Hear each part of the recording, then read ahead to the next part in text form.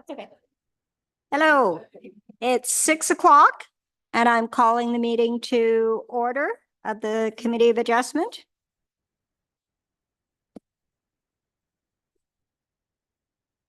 So welcome to the hybrid in-person and virtual meeting of the Committee of Adjustment for the Township of Central Frontenac.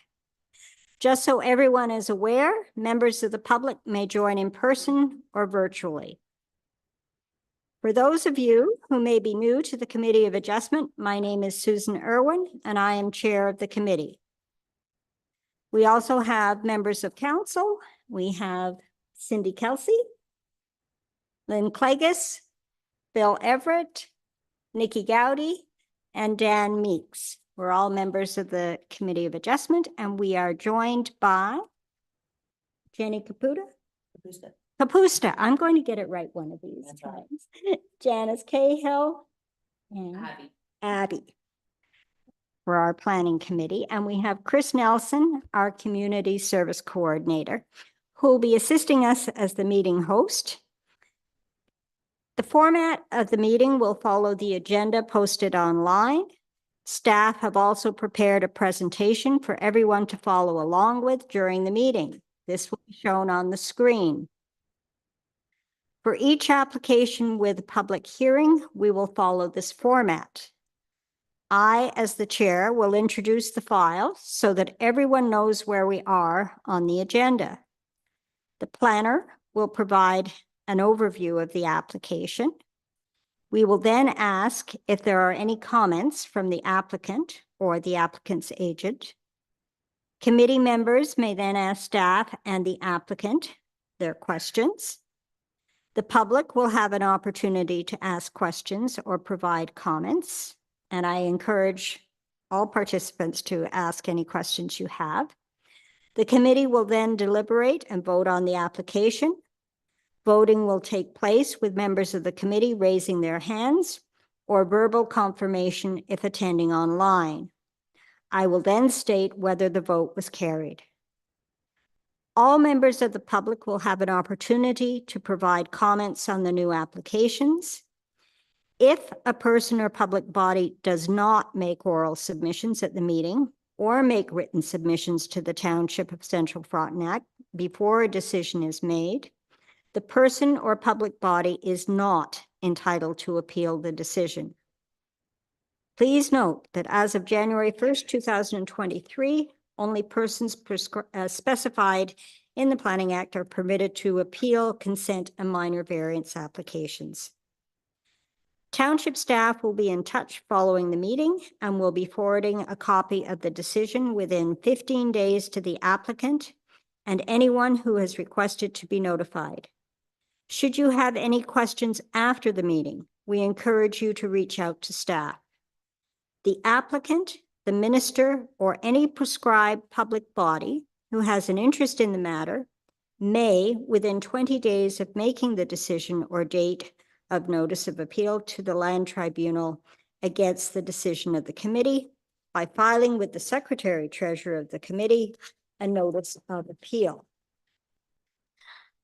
I will now ask Chris Nelson to provide an overview of how members attending virtually can participate. Thank you, Madam Chair. Once the meeting is open to the public, the chair will ask if anyone has any questions or comments. Members of the public attending virtually will be asked to use the raise hand feature at the bottom of your screen. This alerts us that you would like to speak. Staff will then notify the chair that someone would like to speak and then proceed to unmute your microphone. You will receive a notification that your microphone has been unmuted. Please wait a second after unmuting your microphone before speaking. If you're calling in by phone, please dial *9 when you would like to raise your hand during the meeting. You will hear a prompt on the phone and you will that you have raised your hand, and you will be notified when your microphone has been unmuted. This afternoon, it looks like we have 4 participating with us online and 0 in person. In the unlikely account that we have connection issues and the meeting cannot be restored within 15 minutes, the meeting will be postponed and staff will be in touch with each applicant. A notice will also be posted on the township social media, letting you know. Looking at the agenda, we have a motion to approve the agenda, moved by Lynn Clegus and seconded by Bill Everett. Are there any amendments? No. So the agenda is adopted. Oh, a minute. All in favor? Carried.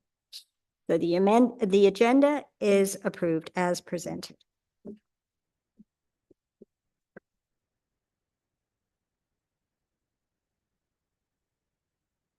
Is there any disclosure of pecuniary interest in the general nature thereof? Seeing none, we can mark that in the minutes. Next motion is the approval of the minutes of February 28th. Are there any amendments? February 8th, pardon me. No amendments. So the motion moved by Bill Everett, seconded by Lynn Clegus, that the minutes of February 8th, 2024 be adopted as presented. All in favor? The motion is carried.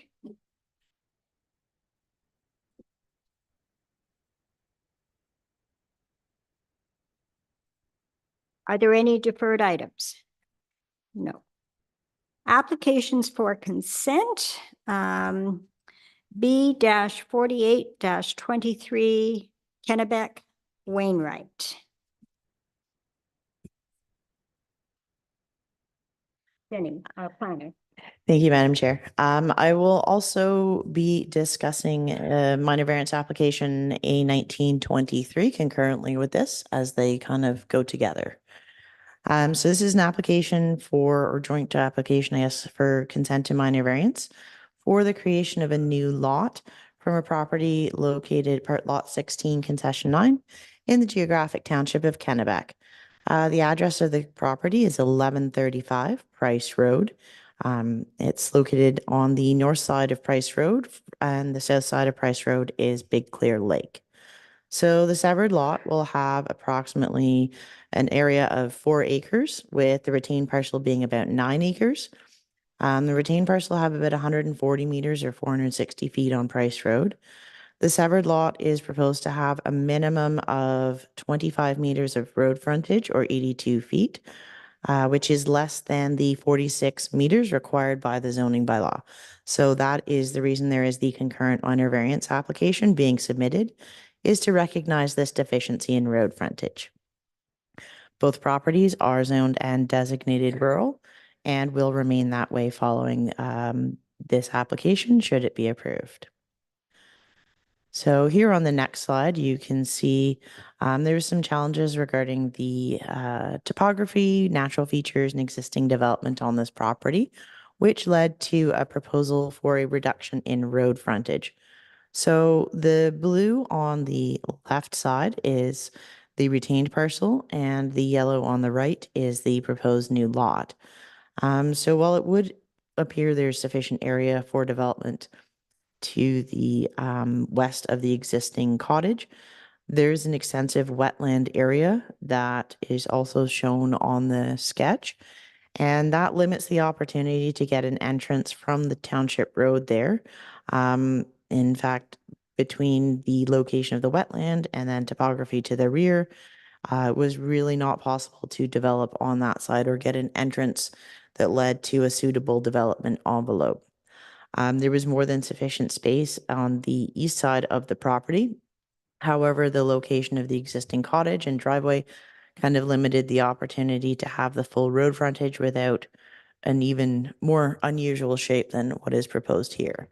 And there are some provisions in the zoning bylaw for flag lots, and this meets those provisions, although we're not looking at this straight as a flag lot because that would have an even narrower portion coming from the road and is usually only about 5 meters wide for the laneway. This is a bit wider, but it was considered in that sort of situation.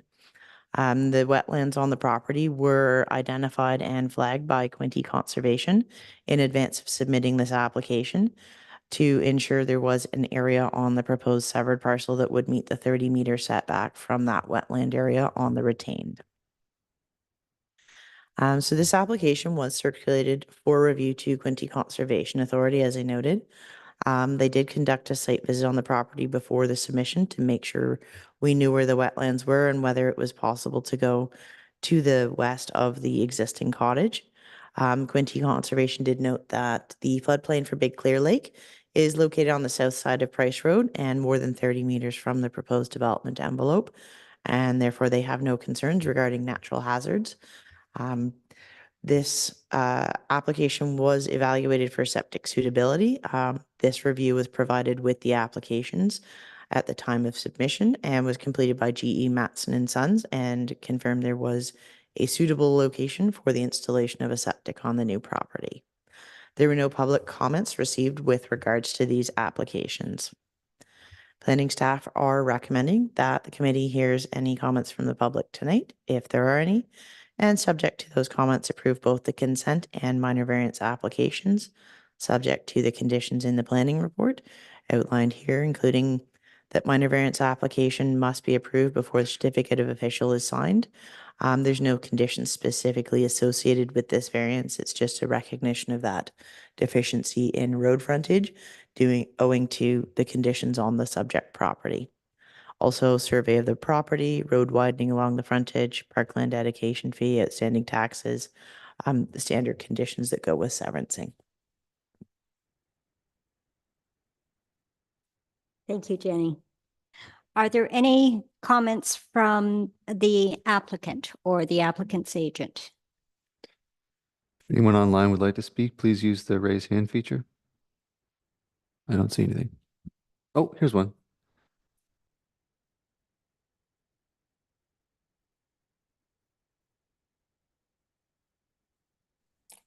Okay. Yes, hello. Thank you for the consideration.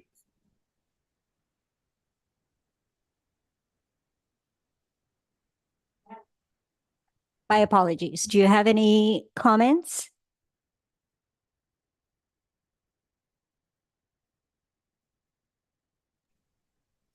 Hello. Hello?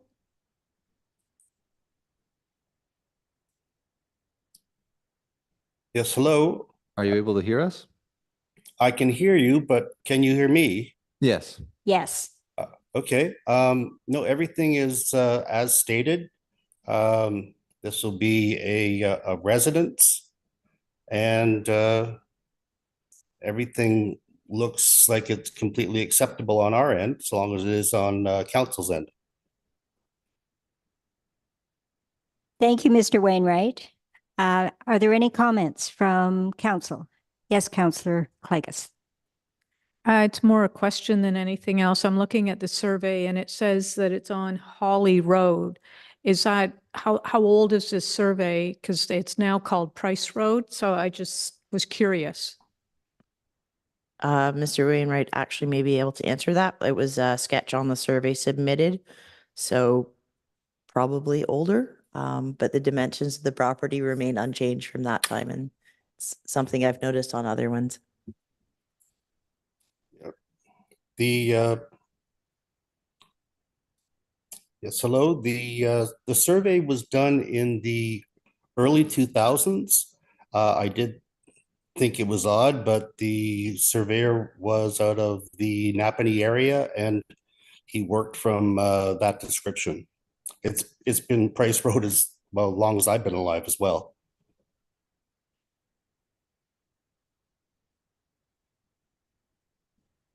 Well, thank you very much, Mr. Wainwright, and we'll take into account that it's Price Road now.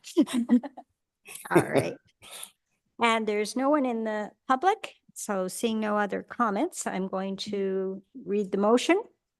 Moved by Lynn Clegus, seconded by Bill Everett, that consent application B-48-23 Kennebec Wainwright for part lot 16, concession 9, geographic township of Kennebec for a 1.6 hectare, 4-acre parcel as a new lot with a minimum of 25 meters or 82 feet of road frontage along Price Road be approved subject to the conditions noted in the planning report. All in favor? And that is carried. Do I now read the minor variance one? Okay. So we're now moving on to the minor variance application moved by Lynn Clagus, also seconded by Bill Everett. That minor variance application A19-23 Wainwright for Part Lot 16, Concession 9, Geographic Township of Kennebec for a reduction in the minimum required road frontage for the creation of a new lot be approved. All in favor? That too is carried. So bear with me. There's a little bit more that I have to read. That the Secretary Treasurer shall issue the notice of decision in accordance with the requirements of the Planning Act, including providing the notice of decision to the applicant, any person or public body that made a written request to be notified, and any other person or public body prescribed. And that all conditions outlined in the notice of decision shall be completed and the certificate of official issued within a period of 2 years after the notice of decision was issued, as required by the Planning Act. Just fix my signature there. Here.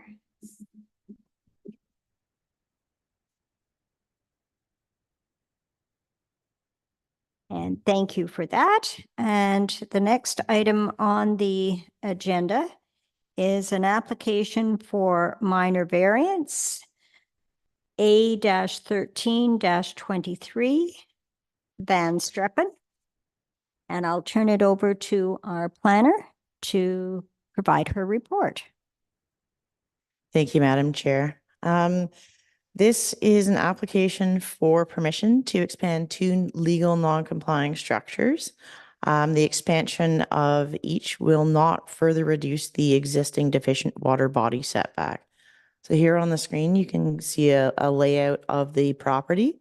The northern part of the property, identified as, we'll call it cottage number 1, is the north, and cottage number 2 is the south. So currently there's 2 cottages on the property. Cottage number 1 in the north is in a state of disrepair, we'll say. Definitely not a habitable structure at this point. So the property owner is looking at demolishing, rebuilding and expanding that cottage, as well as converting it into a garage with a loft over the garage rather than having 2 dwellings on the property. Cottage number 2 in the south is also going to be demolished and rebuilt. While it is habitable, the applicants would like to have a more functional interior layout, and it was most effective to do as a tear down and rebuild. Again, that one will not further encroach towards the water than the existing cottage. I'll have a few more details on each on the next couple of slides. There is an existing sleep cabin on the property, marked as storage shed on this diagram, for the reason that it is intended to become a storage shed. And one of the conditions of approval is that a change of use permit for that, from a sleep cabin to a storage shed, must be in place before any construction could begin on the garage with the loft over. The bylaw only permits either a sleep cabin or a loft over, so they can't have both. The other one is a recognition of reduction in setback to the high water mark of 18 meters for the septic system. It's approximately there now, but we're just confirming that it can't get any closer than that. There was some challenges locating records on that, so the intent is to just excavate and replace in approximately the same location, but they're asking for a minimum of 18 meters just to cover off if there's any slight expansions required to that septic bed. But it's intended to be done in essentially the same location where it is currently. So here on the next screen, we can see cottage number 1. So this is the one in the north. Has an existing footprint of approximately 98 square meters, 1,056 square feet. And that's if you squared it off to the 24 by 44. Planning staff would like to note also some comments came in regarding the fact that this cottage is not a perfect square right now. In fact, it is a cottage with a small shed attached to the back, neither of which are in an excellent state of repair. So we kind of went on the benefit of the doubt for the existing footprint and just squared it off. So if you look at on the property, that maybe not exactly that, but that planning staff are aware of that at the time of submission. So the proposal is to demolish that cottage and rebuild it with a total footprint of 26 feet by 44 feet, including a second story loft over the garage, which will have a maximum footprint of 400 square feet in conformity with the zoning bylaws. So the loft over won't necessarily include the entire upper level of the garage. It's that there may be storage in part and loft in the other, or it might just be the 400 square feet over. They haven't finalized the designs. It'll depend on like the rafter shape, exactly what's up there, but it will not exceed the requirements for the loft over in the bylaw. So as I said, that'll go from a approximate total square footage of 1,056 to approximate total square footage of 1,144 square feet. So a slight increase, but again, it's more a width. It's not getting any closer to the water than where it is right now. Here on the next slide is the before and after for cottage number 2. So that's the one in the south that's currently being used as a cottage. It has a current footprint of about 946 square feet plus 220 square feet of deck. So it has an 8-foot deck along the front of it, the water side. It has a unique pointy shape at the front, which when rebuilt will be square. And also will maintain that 8-foot open deck on the front. Again, the expansion is to the rear and side away from the water. So nothing will get closer to the water than is existing currently. That's going to increase from, as I said, about 946 square feet to approximately 1,575 square foot footprint. It's a single story structure right now. It will be a single story structure after the rebuild with no basement. So again, not a massive increase in size as compared to current. This application was circulated for review to Mississippi Valley Conservation Authority and was screened out of their formal review process. They reviewed the property and looked at the LiDAR mapping for the area and noted there's no shoreline slopes that are erosion hazards, and their mandate is natural hazards at this point. So there was nothing for them to comment on regarding natural hazards, as they had no concerns with that. They did note that if any shoreline alterations are proposed in the future, a permit could be required from the Conservation Authority, and they should check on them before doing any works.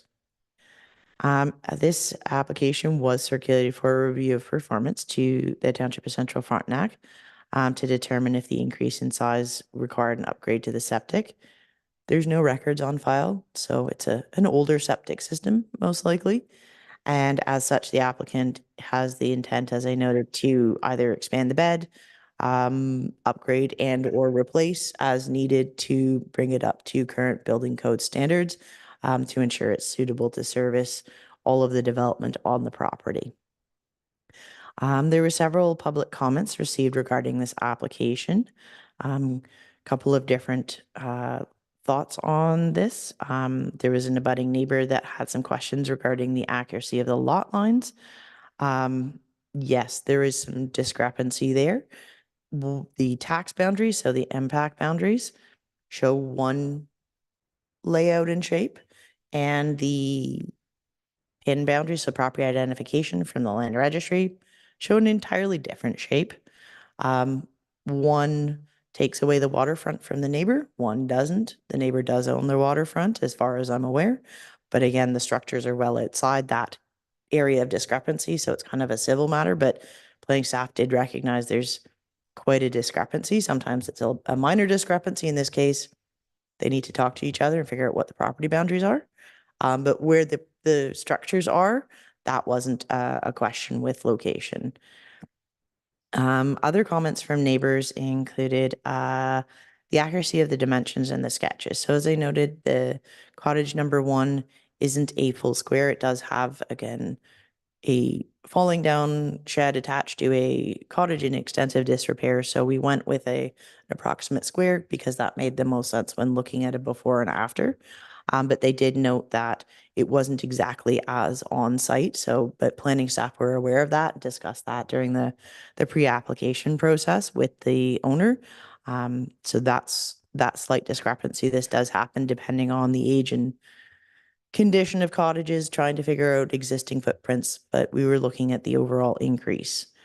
Again, there was other concerns, including the change of use of the sleep cabin to the storage shed. One, is it allowed? Two, what if they don't follow the rules? Again, those are things that we would have to deal with at that point, but that is the intent, and there are conditions associated to hopefully encourage that compliance. And again, the other ones were encroachment towards the lot line for the expanded cottage number 2. However, while it is getting closer to that side lot line, it is still more than meeting the minimum 3-meter required side yard setback. So it is getting closer, but not outside the provisions of the bylaw. So there's no additional concerns regarding that, as no permission would be required if they weren't within the 30 meters. So that's not a concern. They're meeting that side yard setback. One other concern I noted, did not write down. The neighbor was concerned that the cottage number 2 would have a finished height of 10 meters. After reviewing the application form, we determined that while the application form asked for heights in meters, the applicant actually wrote all of their measurements in feet. So it will be a 10-foot high single-story cottage, not a 10-meter high single-story cottage, because that's 30 feet and kind of a fair under concern that you're going to put a giant thing there, but that was not the intent. It was just they wrote their measurements in feet, but it said it was asked for in meters. So there's a bit of a confusion on there. So those were the comments from the public. Planning staff did address them and hopefully have cleared up all of the outstanding questions. As such, planning staff recommendation is that the committee hear any further comments from the public today and subject to satisfactory resolution of any concerns, approve this application subject to the conditions in the planning report, including the maximum reconstructed footprints of each structure being as described on the application form and in the planning report. Change of use for the sleep cabin into storage shed before the building permit issued for construction of cottage number 1 as a garage. Hopefully that helps encourage them to follow the rules if they say it's going to be that. Again, and the minimum 18-meter water body setback for septic. Common ones also, no adverse impacts on neighbors from runoff or grade changes, sediment control measures during construction near the lake, and any excavated material being more than 30 meters from the shoreline of Sherbet Lake. Thank you, Jenny, for your report. Chris, do we have anyone online who would like to make comments or have any questions? We have 1, 2. Okay, first, Mr. McLean, I think. All right. Perfect. Can you hear me? Yep. Hello? Yeah, we can hear you. It's McLennan, Scott McLennan. I just have a couple of questions. One in regards to the accessory building, which is a garage with the loft overhead. What is the actual height of that building? Is it 10 meters? The applicant intends to have it as a 2-story structure, so they would meet building code requirements for 2 stories and standard height. It wouldn't be 10 meters for that either. Usually accessory storage buildings have a maximum height of I believe it's 6 meters. So they would be within the maximum height for an accessory garage. All right, because that was one of my concerns, that it showed that it was going to be 10 meters high and not 6 meters. So it will only be 6 meters high? Yeah, I said it'll meet the maximum height for accessory structures, which I believe is 6 meters. I'd have to check the bylaw. I don't remember off the Yeah, top of my well, head, that but it is, won't according, exceed that height. according to for- what I've read, it's 6 meters too.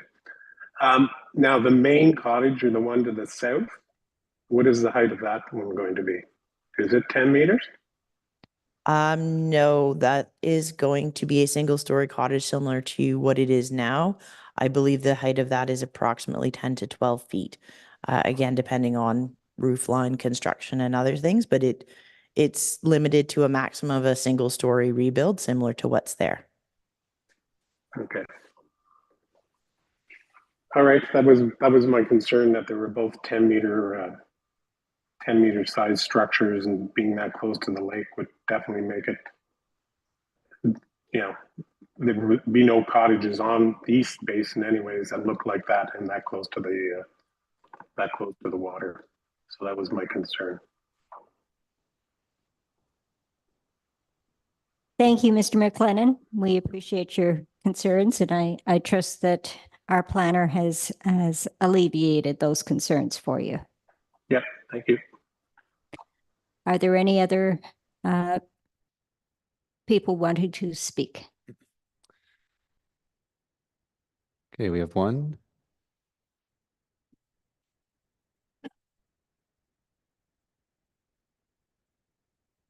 All right, your mic has been unmuted. Hello? Hi. Yeah, hi, it's Bob Van Streppen talking. I was just wanted to alleviate the neighbors' concerns about the height. Where we were basically, what we want to do is just rebuild to similar heights of both buildings are at the present time. With the garage, we would prefer now, we've talked it over about not even putting a loft in, but putting a 400 square foot area at the bottom as part of the garage. So it wouldn't be, the height would not change at all on either one. I just wanted to put that to rest.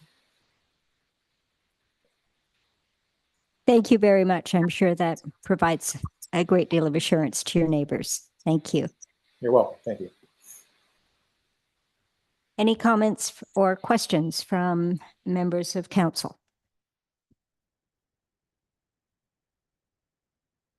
Seeing none, I will read the motion that is moved by Bill Everett and seconded by Lynn Clagus, that permission application A-13-23 Van Streppen for the property located at part lots 8 and 9, concession 1, Oso District, for permission to demolish and reconstruct 2 existing legal non-complying structures be approved subject to the conditions outlined in the planning report. That the secretary treasurer, yes, I guess we better have a vote first. I just got carried away by the words. All right. All in favor? Carried. Good job. I have somebody to keep me on the straight and narrow. Reading on, that the secretary treasurer shall issue the notice of decision in accordance with the requirements of the Planning Act, including providing the notice of decision to the applicant, any person or public body that made a written request to be notified, and any other person or public body prescribed. All in favor? There we go.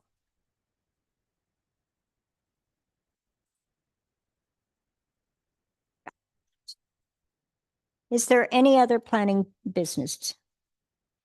No. Then we just need a motion for an adjournment, and moved by Councillor Clagus and seconded by Councillor Everett, that this meeting be adjourned until 6 p.m. April 11th, 2024, virtually and in person at Oso Hall, 1107 Garrett Street, Sharbot Lake. All in favor? Carried.